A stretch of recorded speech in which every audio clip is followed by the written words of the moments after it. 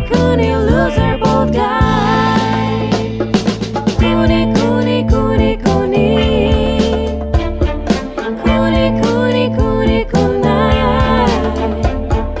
Cooney, Cooney, Cooney, Cooney. Cooney, Cooney, upstays alive. Hey, welcome back to Raccoon Tweeties. This week's episode, we have one of my favorite people, the legendary Sean McCorkle, retired UFC fighter and all-around hilarious guy. We did an interview with him. He brings up other stuff other than Schaub. He kind of has a lot of crazy stories in his life. One of the most interesting people that I've ever met. So without further ado, let's get into the interview now. Check it out. You know, a lot's been going on at Chang's and Schaub and all that stuff. What do you think about the sink pissing? Do you have any take on that? That's what everybody's been talking about. Dude, I don't know how, I'm like a germaphobe, if that's the right term. Well, I'm actually a homophobe also, but no, I'm a germaphobe, but I don't understand how he keeps coming up with new and inventive ways to be repulsive. Like, it's as if he's not revolting enough, like pissing in a sink, and he'll lie and tell it. Like, I heard his Adam Sandler story, the 7th version of it today, of how Adam Sandler sought him out. Now is the story. He sought him out to talk to him. You're the ass kicker with all the jokes, right? You know, or whatever. Right. But like, people that piss in the sink or in the shower, it's like he just keeps coming up with shit. Oh, by the way, I have made contact with the guy he threw through the glass window. I'm trying to get him to come on your guys' show. So we'll see if it happens. Oh, that's amazing. Thank you for doing it. I tracked him down and found him, and he's real iffy. He thinks I'm trying. I don't know. He thinks I'm trying to pull something on him. I'm like, dude, you don't understand how important it is to 120,000 homeless cats. But I did the math on it. He said that the guy was a year younger than him, I think, and played the same position. So I started looking back through their roster of those years. And then I started looking. I was like, well, there's only one other guy that played fullback and tight end that year that was a year younger than him. So I looked him up and found him on Facebook and made contact with him. And I think he thinks I've got something up. So I'm hoping to get a hold of him on that. But yeah, that's awesome. You're that white boy that works too much. How did you do that?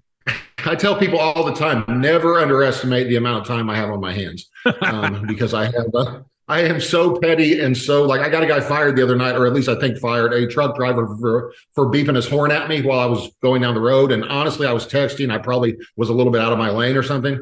But this guy blew his horn at me and flipped me off. So I just slowly got behind him and got his truck number and his trailer number and told quite a story to his boss, who I called at home. I was able to find his cell number for emergency purposes. It's only a 9-employee company. And I called him. He was at his daughter's birthday party at 9 o'clock at night. I heard him singing happy birthday and told him the guy tried to run me off the road. He was hauling for Amazon. I said, listen, I used to own a trucking company, which I did.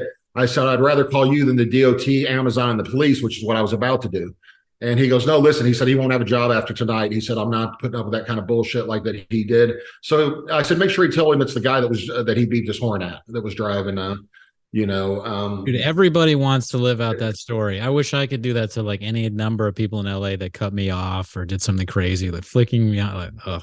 You got to have balls to put somebody off in LA because you're only going 3 miles an hour anyway. Everybody else, they could get out. I wouldn't make it there, man. This is a true story.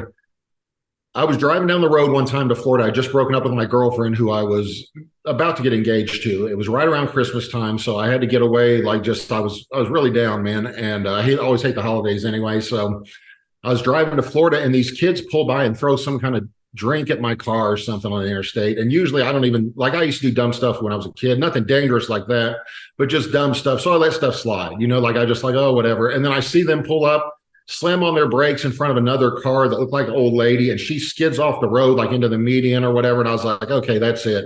So I start following them. They get in front of me, slam on their brakes. This goes on for 20 minutes. And I was like, these kids are dying, man. It's over, Right. So I see them speed up to about 110 miles an hour. So I stay back, but I can see they've got this weird little light on the back of their car. It's different color, like purple or something. It's really strange. So I can see them from probably almost a mile away, at night, I see them get off on an exit in Alabama, then they turn left real quick into traffic and go. So I just follow them off the exit, but they have no idea.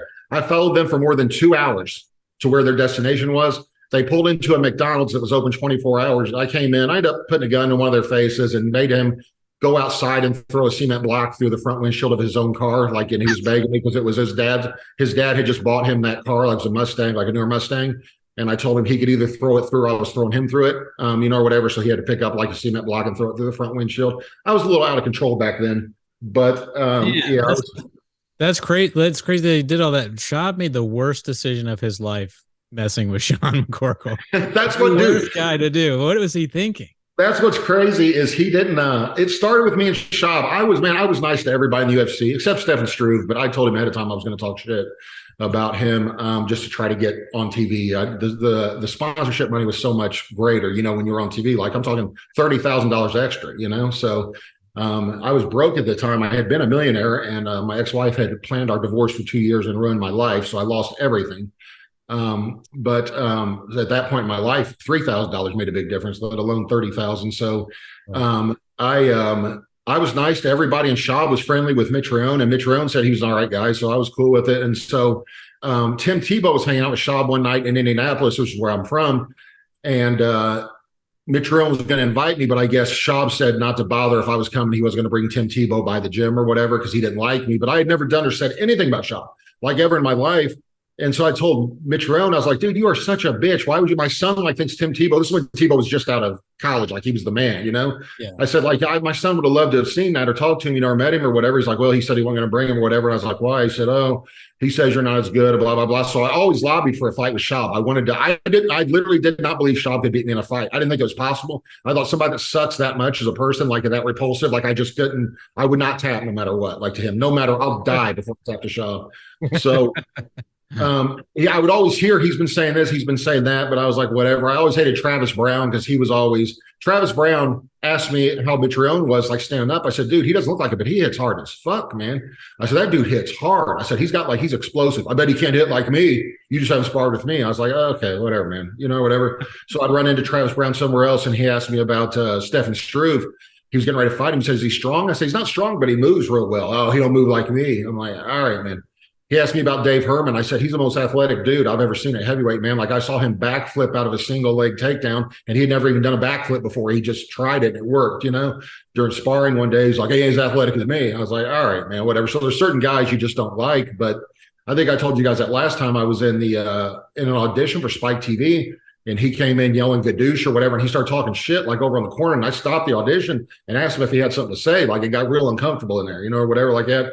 Because I was about to beat his ass, and he shut up real quick and just kept looking down at his shoes. But it was always then, and then he says something on Rogan. Rogan something how funny I am. He's like, "Yeah, is you still alive?" And then you guys saw where Barnett and Mitch Rowan were talking about how funny I was. He's like, "What's the funniest Uber driver?" Like he's always got something to say. I guarantee you, if you knew where I live versus where Schaub lives, his house probably costs more than mine because he lives in LA.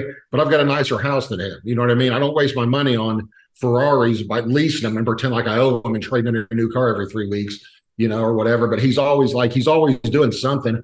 I'm convinced he bought a dog because he heard I had a $15,000 American Bully. So then he's got to buy some kind of cane Corso, or whatever. Like, I don't know, or he's always got something, but he's about to be broke. That's what's really going to be sad for him is when he doesn't realize that without Rogan, dude, when you're on either one of you guys, if you're on Rogan 10 times, you would have a career in podcasting, let alone 150, like Schaub, like he, and then Theo Vaughn, I told you guys, always gave him a hard time. I got to see Theo again when he came to Indianapolis. My kids got to meet him, or my son and his 2 friends got to meet him, but I always make Schaub jokes to him or whatever. But you saw what happened to King and Sting. As soon as he wasn't on anymore, no one watches it. So he's he's a professional coattail rider. I'll tell you what, he's good at that. That is one thing Schaub is good at, is riding coattails, man. I wish I was that good at finding someone to reach on to. So. Yeah, he's kind of, people are leaving, the show. He's firing people, and of course Mark Harley left.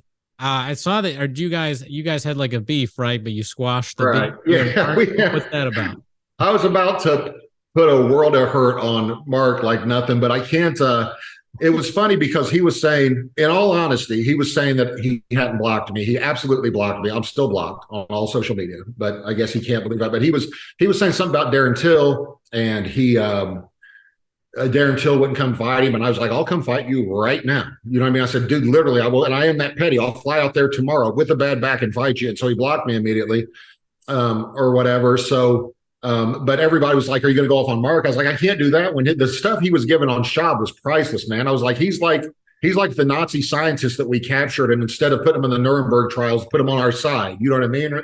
Or whatever. And everybody's mad at me like, oh, you should still do it. I'm like, it'll become me versus Mark then, instead of Mark versus Schaub, and I don't want to be part of the story. Like I want him to, because he just keeps, dude, he's like WikiLeaks. He just keeps releasing more and more material, man. Like, oh, I got another voicemail from him, like he's got a treasure trove of stuff. So yeah, it's like I said, I didn't like him very much until he said he liked the nickname BGL, like he thought it was pretty funny. And so I was like, that guy's not bad, man. Like if you can laugh at that, you know what I mean? Like he's not all bad, and the enemy of my enemy is my friend, the way I look at it, like they always say. So if he hates Schaub that much, he and I have that in common. So it's we had him on the show. He came out. He was really cool. I got dinner with him. He was like, cracking me up the whole time. He told me like a little bit more about terrible things Schaub has done. Yeah.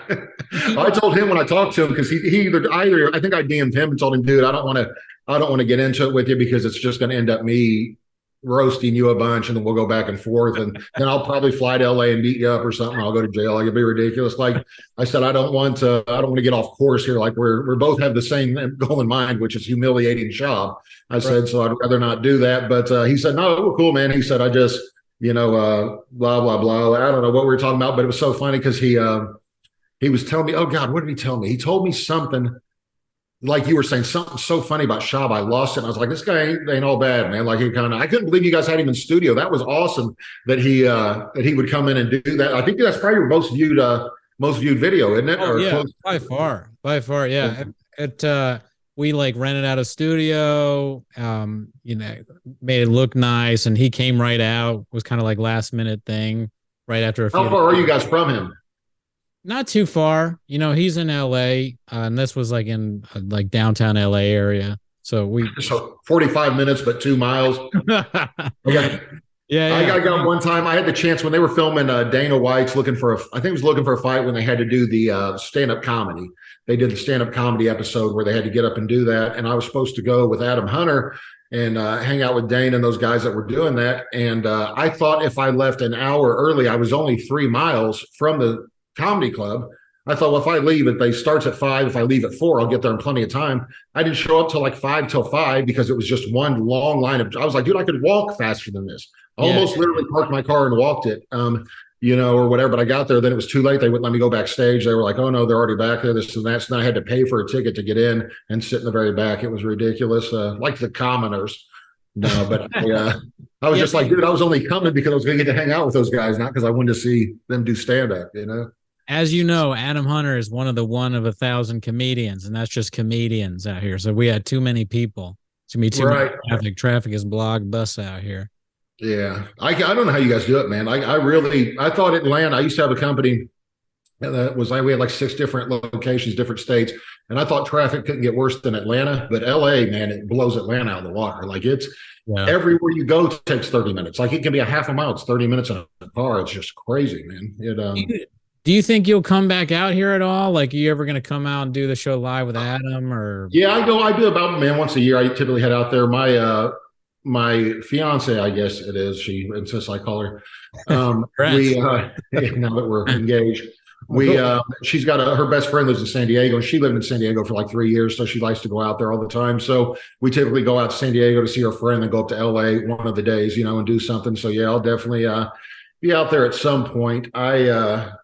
My back is so bad. Not that this is interesting conversation, but I've been traveling the world trying to fix my back, man. I've got severe issues. So I'm going to Mayo Clinic next. I went to Germany in December.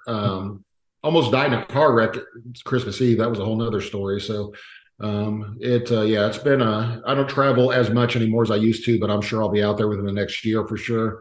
At some point. So with your fiance, I have a question. Would you ever use her as a human shield? Like Schaub was saying that if like bullets were coming, like you had to save your kids, would you use? I'm pretty sure he would use her as a human shield for himself, let alone for his children or whatever thing he was doing. But it's so funny, man. Number one, I don't care what anybody says. She's Asian. Not that matters, but she's Asian as shit, as Schaub would say. I think that's where his aggression toward Asians go from.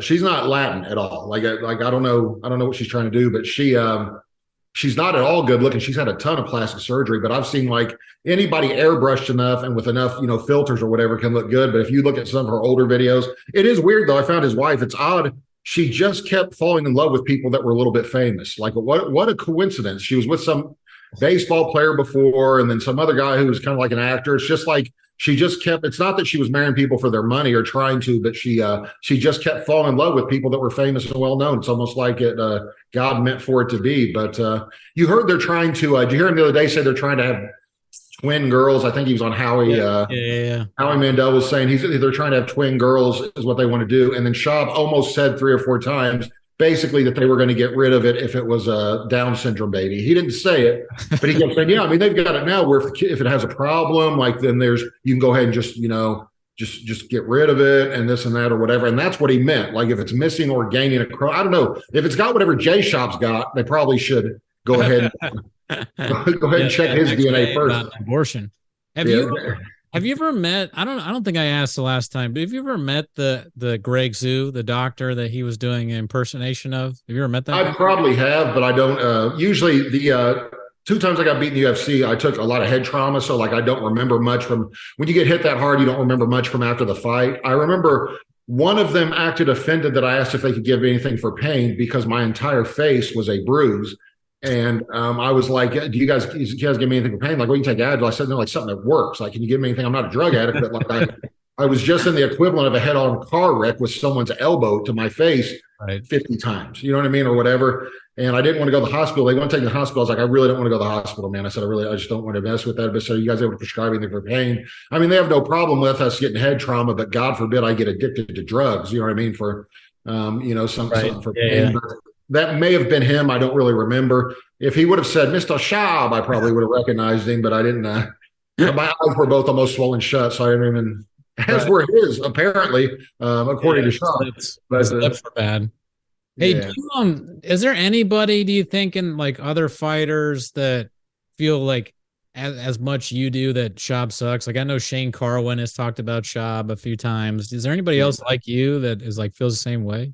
I think a lot of them, I don't know. It's funny. I don't, so many people were so afraid that they wouldn't get on Joe Rogan's podcast if they say anything about Schaub. I'm like, number one, they're not friends like that, no matter what Schaub tries to portray it. Like Rogan is trying to keep Schaub in LA. I know for a fact, Schaub has mentioned moving to Austin like 16 times. And Rogan, this is for a fact. And Rogan has been like, dude, I really need you to hold down the fort there in LA. You know, you got to do the fight companion out there. He doesn't want him moving there because he tries to he'll try to buy a house a block from him and be at his house all day, every day. You know what I mean? Like, and it's just, he's that guy. So I know he doesn't want him to move out there. He said he'd build and buy Joey Diaz a house if he'd move out there, but Shaw has to hold down the fort in LA, you know? So I actually believe that was one of the reasons he moved, was to get away from Shaw, get a little distance from him, you know, but he'll eventually ruin that relationship also.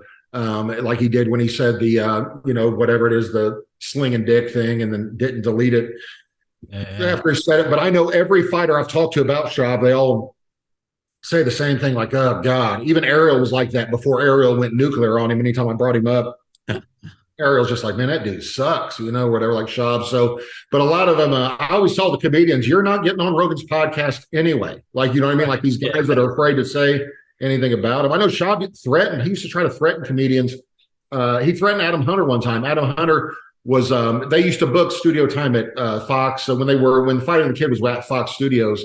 This is another thing where me and Schaub's problem kind of started.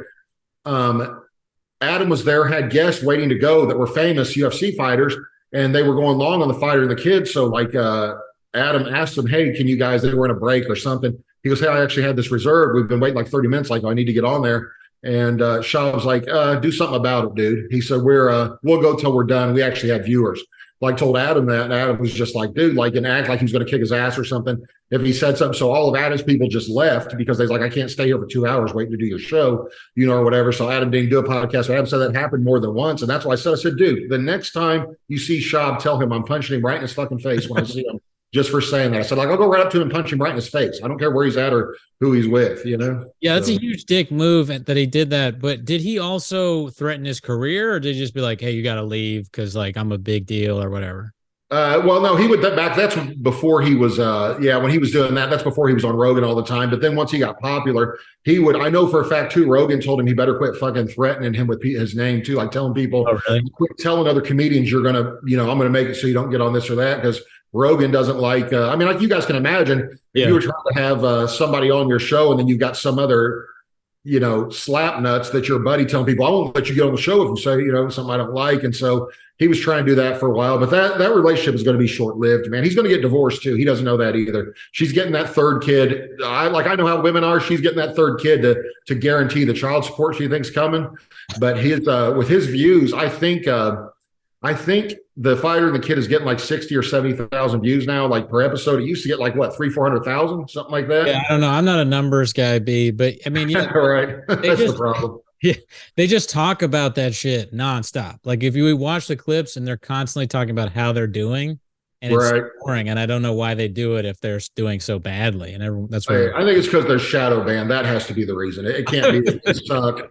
But dude, when you're on, I told you guys, or I told somebody that Lex Friedman or Legs was on Joe Rogan, I think twice. And then he had a podcast with 200,000 subscribers after 2 appearances. Schaub was on 160 times. Of course you have an audience. You know what I mean? Like there's math doesn't add up now. And he buys the shit out of views and stuff like that too, which is even worse. But that's what today he was talking shit to somebody who said something to him. And the guy who said something to him had more likes than Schaub with 28 followers. The guy said something about Schaub sucking. He's like, you got 28 followers, bro. And that got 3 likes, but he's got 800,000 followers. And so I replied to that. I said, this math isn't making sense. You've got 800,000 followers and 2 likes, and he's got 60 likes with 58 followers or 28 or whatever it is, So, yeah, his social media is like almost the most embarrassing part because he did exactly like you said, he doesn't get any likes on his replies, but he has so many followers. He should just get rid of it. He's got to go broke. I don't know. He's got to be going broke paying just for views and follows. I don't think that stuff's cheap. Like, I'm not positive, but I don't think it's cheap. I know that BGL talked about, it's funny about his algorithms getting messed up because everybody thinks that he's big in India because most of his views are coming from Indian people making $1 a day liking and, his liking his videos. So they've got it all thrown off. But everything about him is a lie. Everything is a lie. If you can hear a story, I guarantee you, I've heard him tell a couple stories that my uncle told me when I was a kid, but he says they happened to him. And I'm like, dude, that was an urban legend when I was a kid, you know what I mean? Or whatever. You heard somebody say it and then you were like, say less, and then stole the story and made it your own, that it actually happened to you. But I still don't buy that he rescued a fat kid out of a car. I don't buy that for a second. The girl that supposedly confirmed it is also friends with a bunch of people in MMA. What are the chances that I have 17 MMA-related mutual friends with the girl that confirmed his story? You know what I mean? Or whatever. She just happened to be driving by. Did you hear? I was watching. There's another YouTuber, Comedy Enforcement. I watched him because he played some of our Mark clip, and he said something funny. I think it was just a bit, but he was like, "What if how Carlos Mencia? That's not his real name. His real name is Ned Holden. So he has like a whiter name. What if Schaub actually was a Mexican guy that just made Brendan Schaub as like a?" Do you think there's a chance that Schaub is Mexican and he's made up this like Irish person name and all that? If he were smart enough to come up with a plan like that, probably. But he's got to there's some Latin blood in there somewhere. I know his story about his dad. I've heard his story about his dad was a salesman, door-to-door salesman. Then his dad was the first guy. His dad designed Facebook or some shit. I'm like, it just depends on what movie he watched that week as to who his dad was. Like, yeah, my dad, he got offered a chance to fight Apollo Creed in 1979 for the heavyweight championship. It's just whatever he's heard. I heard him say my dad was just like Will Smith and whatever that movie is. Selling stuff door to door. And me and my brother used to go with him. I was like, you weren't too busy running the comic book shop out of your mom's closet. Remember, that you were strange men were coming in. But I love it when people call him out. His 40, the thing, man, to tell me, I don't know how much you guys know about lifting weights, but if he repped 225 pounds 40 times, I will fucking shoot myself in the face online. I'll worship him if he did that. It didn't happen. I'm telling you, no chance in hell he reps it 40 times. And that's why I kept putting on there. I kept tagging him, dude. I'll bet you $100,000 cash right now. Literally $100,000 cash. I'll take a picture of it in my safety deposit box if you want. That you can't rep 225 40 times. There's no way. He's never done it. Yeah, I saw that. Wasn't that it was the thing that he did more than Aaron Donald or something? What was it? Yeah, that's what I mean. That's what they at the combine, NFL combine, which are the best athletes in the world. Yeah. They see how many times you can bench press 225, and they don't even count that much form. like they don't make you do it a real specific form. But the strongest guy who ever did it, I think, had 49 reps ever. And that is unheard of strength. That's like just crazy. He probably had a chest out to here and his arms are probably really short, so he didn't have to go very far. Right. But I used to lift a lot. Like before I was in the UFC, I used to lift a lot and I got really strong and I was taking steroids back then. On a bunch of steroids, the most I ever could have done it was like 32 to 33 times. And that would have been pushing it the most. And I was 315 pounds. You know what I mean? There's no way that Schaub, he says 240. He depends on how much Adderall he's taking. I probably assume what he's eating. But there, I guarantee you that is like saying, that's like, it'd be more believable that he ran a 4.140. Like, you know what I mean? Like it really would be that he's faster by the NFL if he pressed it 40 times. And he even said, yeah, it's on my Instagram. I searched his entire Instagram down to like 3 years ago and could not find him lifting weights on any of it. If he could rep it 40 times, like I will kiss his ass and never say anything about him again. He's a liar, you know, like it's did so. Did he say that he did that recently, or he said he did it at one point? I mean, neither one sounded believable. No, recent. They said, he goes, I put it online. Have you seen my videos? Because they were asking, I guess the one guy was on a show because Rampage said, do you believe that, to the other NFL guy that was the guy that was NFL. I say other NFL, even though Schaub never played for an NFL team, never had a contract, never played it down, never anything. He never even made the practice squad. That was one thing Mitch Raylan would always say. He said that Schaub liked to say, yeah, me and Mitch Raylan, the two NFL guys, are, you know, from Tough, or me and whatever, the other guy, Marcus Jones and Mitch Raylan, three NFL guys. You weren't one of the NFL guys, no more than I was one of the NBA players because I played basketball in college. You know what I mean? Like I'm not an ex-NBA player, but yeah, the Rampage said, do you believe that? Because Rampage knows Rampage probably couldn't rep it 20 times, but Schaub's going to do it 40. Like you would have to dedicate yourself. I mean, guys at the NFL Combine that do that work for months to be able to do it 35, 36 times. That Aaron Donald guy is considered the strongest player probably in the NFL, and he can only do it 35, but Schaub can do it 40. Like, it's such a blatant lie, man. The next conspiracy, I think, unless it's already been talked about, but like Schaub may not even be really good at be a good athlete. Like, right, Gerardo might be able to lift more than him or run faster than he does.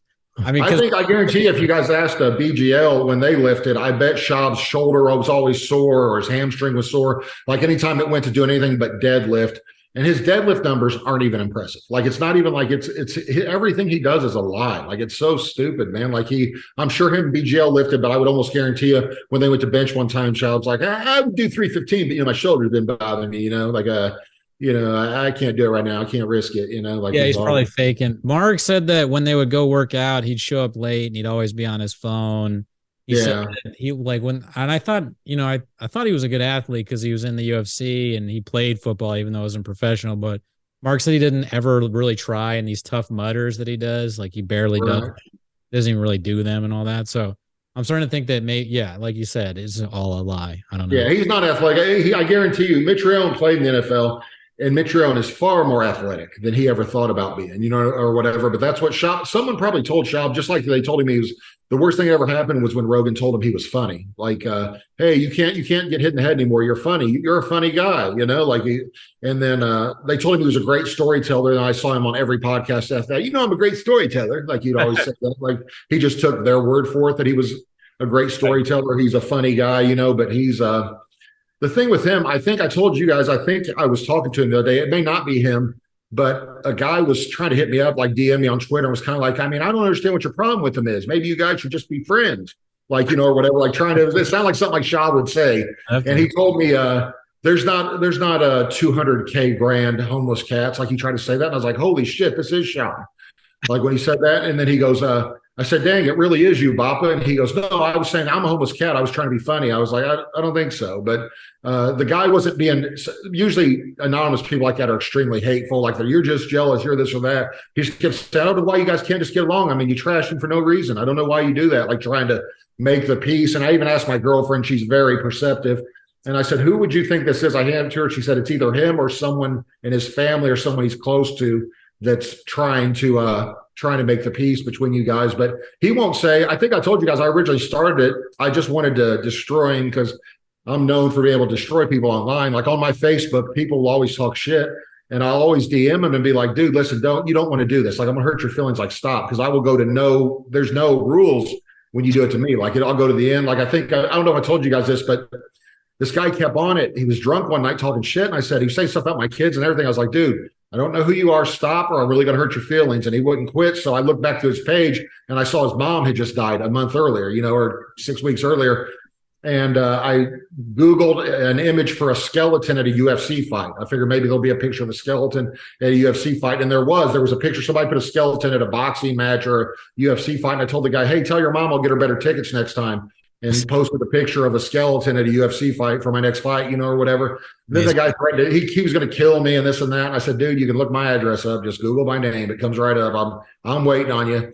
I've had 1,000 people that were going to kill me, but I always tell people you'll end up crying yourself to sleep at night. And that's what Mitch Rayone told Schaub when Schaub said, I'm about to go back at him. Mitch Rayone's like, I wouldn't do that, man. He said, I wouldn't. He said, he will really hurt your feelings, like devastate you. Like if you say something, he said, like Mitch Rayone told him he'll use your own words against you and make you look stupid, And that's why I'm glad that you and Mark have made up, because we love Mark and we don't want him to, Yeah, well, that's why I didn't want it to be. I would have ended up paying for a private investigator to find something really embarrassing of him from 20 years ago just to win. Like it would have been ridiculous. It would have gone. Yeah. And I was like, I didn't want to do that to him because like I said, he was dropping some gems on Schaub, man. Those voicemails, that stuff is like, if you want to hurt me, you got me, bud, or whatever he said. Like that shit like that, man, my girlfriend is always like, what are you laughing at? Like I'll be in tears. Like she'll come to the room, I'll be in like tears laughing. I'm like, the dudes on Reddit are so funny, man. It's like some of the stuff you guys come up with, man, is the funniest shit ever. Like, and when he, I don't know, just the stuff too, when somebody will put a Schaubism, like you do it in the text messages, and sometimes it takes me a minute to get it. And I'm like, oh, that was Schaubism. I thought you just had a, thing. But I don't know. It's hard to keep. Every now and then I've got a guy that brings me up to date on it. He's like, have you seen this? I'm like, dude, I haven't been on for 2 days. And I feel like I'm lost. When I get on there, like I don't know what the latest, I don't know what the latest thing is. Like what's going on now? And this guy always brings me up to date on it. Gotta have somebody to fill you in. Yeah. I mean, I can't keep up with it either. I tell people all the time, if you get on there, it's like crack, man. Like it really is how I assume crack would be. But it's like big juice. You gotta have, your it's like Addies. No, I just like if you get on there, once you kind of figure out what people are doing and what they're saying, and it's how the underground forum used to be on MMA.tv or mixedmartialarts.com. That's where I started.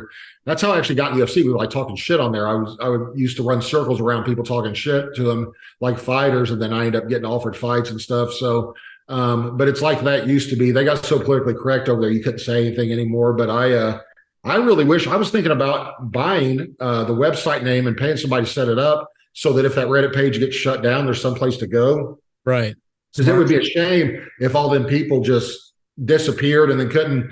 If Reddit bans it or something, all that's going to be gone, and you'll never get that many people together again. Yeah, you're right. The CEO is always thinking ahead. That's what you do. It would really make my life a little bit worse if that site didn't exist, man. Because it really does. Like it.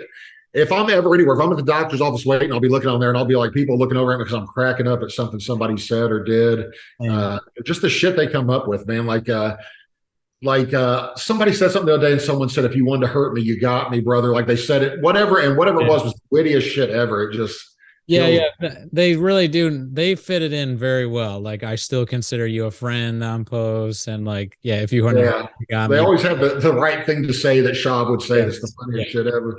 The moon quote I like a lot. I don't even remember. I always say it right. Was it like shoot for the stars, land on the moon, or something like that? But I think that's what it's supposed to be. He says shoot for the moon, you might land amongst the stars or something something ridiculous that only he could think of.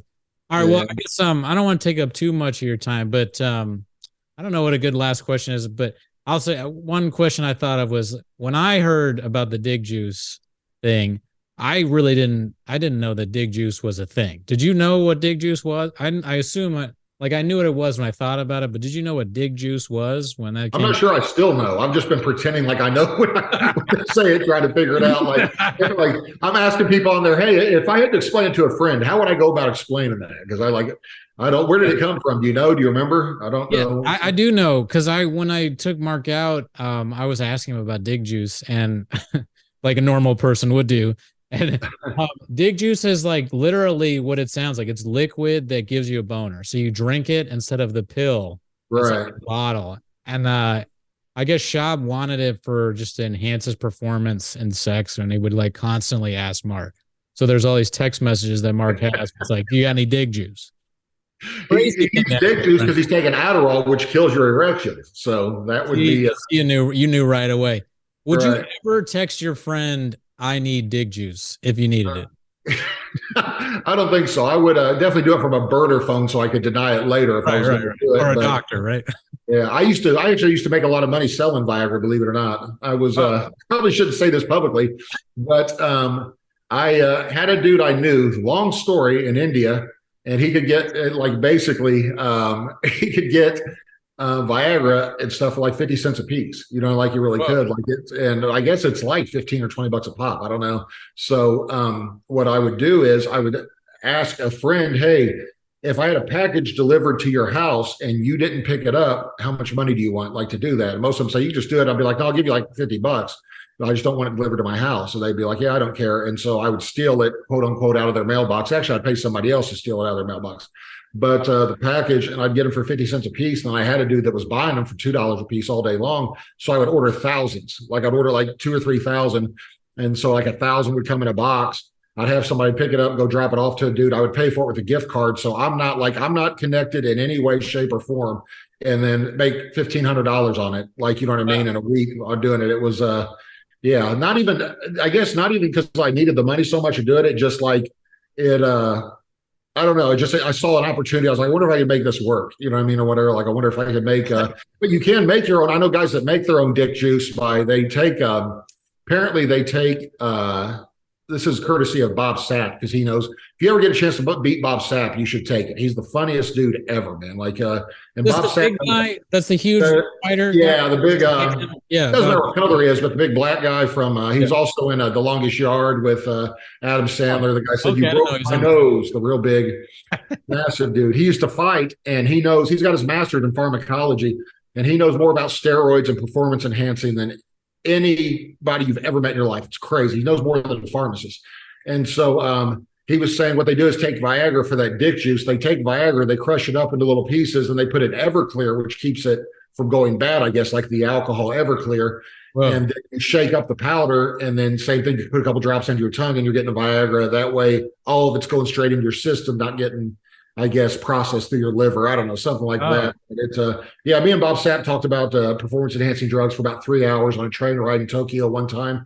And he got off the train and everybody started running toward him. He's a huge celebrity over there. He took off his shirt for some reason, but just jacked, dude, 400 pounds ripped with abs. And I said, dude, how much did you lift weight to? Because I haven't touched a weight in 7 years. And I was like, dude, what the hell? He goes, well, he said he had those slave genetics, which I thought was funny, but didn't feel comfortable laughing about. But he said, I got those slave genetics. He goes, plus, he said, I just take what he called them peptides at the time. And this is 2013. No one had even heard of peptides except him, And so now that's the big thing. Everybody takes, instead of HGH, they take peptides.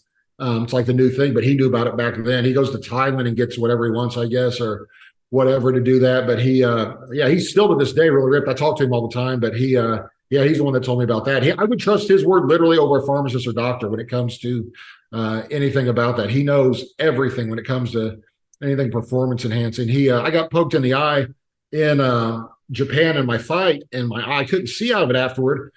And ironically, this huge Asian doctor came over. I'm still in a Schaub's jokes, but they had a guy come over. It was supposed to be the doctor, and he looks at, it's okay, and walked away like that was supposed to be the doctor. And I was like, dude, you're not going to look with a flashlight. You're not going to move your finger back and forth. I can't see. I told myself, I can't see out of my eye. There's something wrong.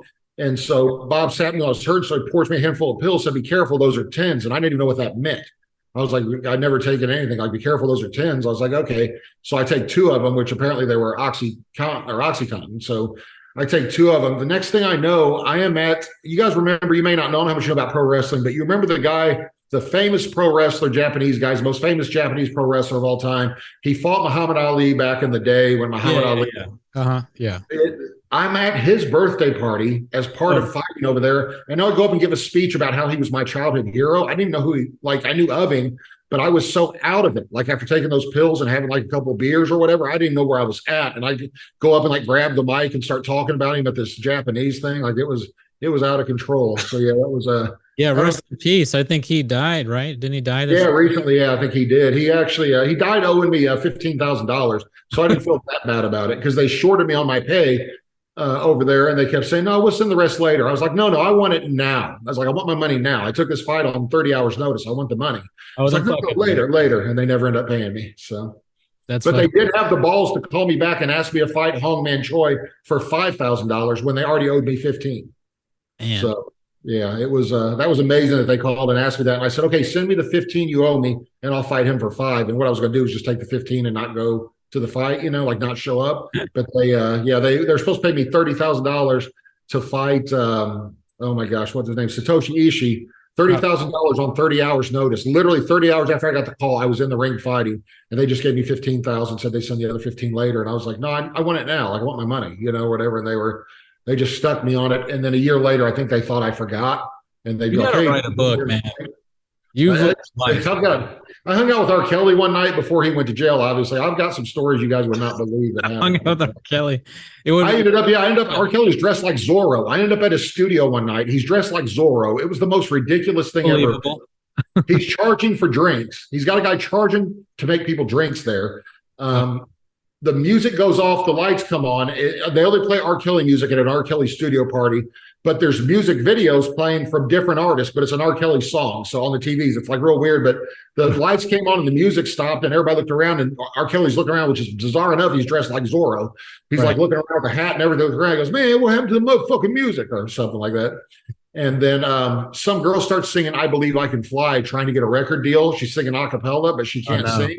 Jeez. And so, like, I'm getting embarrassed for her. Like, I'm sitting there, like, my face is getting red. I'm like, he's dressed like Zorro, and I'm the one that's embarrassed. But it was, I had things like I had over like a 2-year span, things like that just kept happening to me. I kept finding myself like in the weirdest situations, man. I was like, how did I end up at R. Kelly's? And that all started from a girl. I was hanging out with some girl, and she's like, "Do you want to go to R. Kelly's party tonight?" And I was like, "Not really." And she's like, "Come on, it's just up the street." But we got there, then they wouldn't let me in because I was a guy. And so there's no guys allowed at an R. Kelly party or whatever. So I told her, I said, I'm leaving. And he thinks he's a secret agent. He has a flip phone. Like, he got my number. And so he pulls up on a flip phone, which I thought was awesome because this was still 2000, probably 15 or 16. And he had an old Nextel flip phone. And so I used to text him all the time. And I would text him all the time and text him and tell him, like, my name was Tron 2013. Like, that was my name. And I always told him I met him at Derrick Rose's party because they were friends. And I would just text him all the time. So I got a girl that wants to meet him. It was the funniest shit ever. But yeah, I had some, it was weird there for a while. I didn't really like it. Like, I'm not really, not much for, like, not like you guys out there in Hollywood, you guys, but yeah, it was a weird life for a while. So. All right. Well, I mean, you got it. When you come out, please come do. Oh yeah, I'll hit you up for sure, man. It'll be this year at some point for sure. So cool. Yeah, we'll take you out, and if you want to come out and have dinner with us, and then show it that. Maybe we'll get BGL. BGL. Yeah, I want you guys to have if you want, have you like an interview with all of you. That'd be great. Have Adam. Maybe Adam can come out. I don't know. Yeah, he would. Yeah, he would do that. That's he knows the most peripheral celebrities. I was at Adam's wedding. I'll let you guys go, but I was at his wedding, and me and my girlfriend, who's my fiance now, we're arguing, and Scott Baio comes walking by, like, and he looks concerned because we're arguing. He looks at me, and I was like, "Charles, can you help us out here?" Like, Charles, and he did not like it at all. He gave me the dirtiest look ever, and I was like, I could have called you Chachi, like that would have been worse, but he had Stuttering John from Howard Stern was there, like the weirdest, some male porn star guy. He told me was a famous. I was like, I don't know many porn stars at all. Certainly don't know the male ones. So I don't know any. If it's not John Holmes, I've never heard of him. So I don't know. Exactly. All right. Well, another Netflix interview. Thanks so much, Sean. All right, buddy. See you guys. Yeah. See ya. Later.